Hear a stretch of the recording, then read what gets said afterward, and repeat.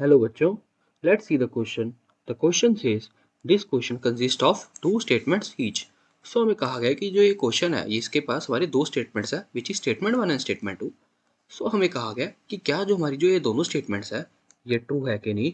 अगर ये दोनों स्टेटमेंट्स ट्रू है तो क्या हमारी जो स्टेटमेंट टू है it is correct explanation of statement one.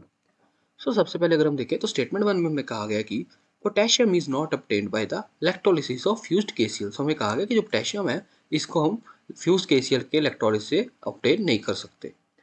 सबसे पहले अगर हम देखें जो हमारा केसीएल है इसका जो हमारे पास बॉइलिंग पॉइंट आता है ये कितना आता है, इट इज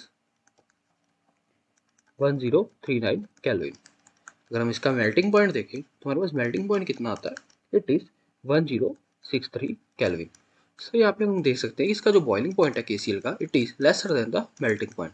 सो इसके कारण हमारा क्या होगा, इसके कारण जो हमारा पोटेशियम है it would not be obtained in the electrolysis of the fused KCL because जो हमारा पोटेशियम है ये पहले ही वेपराइज हो जाएगा हमारा मेल्टिंग पॉइंट के कारण इन द केसीएल. सो जो हमारा स्टेटमेंट वन होगी ये करेक्ट होगी.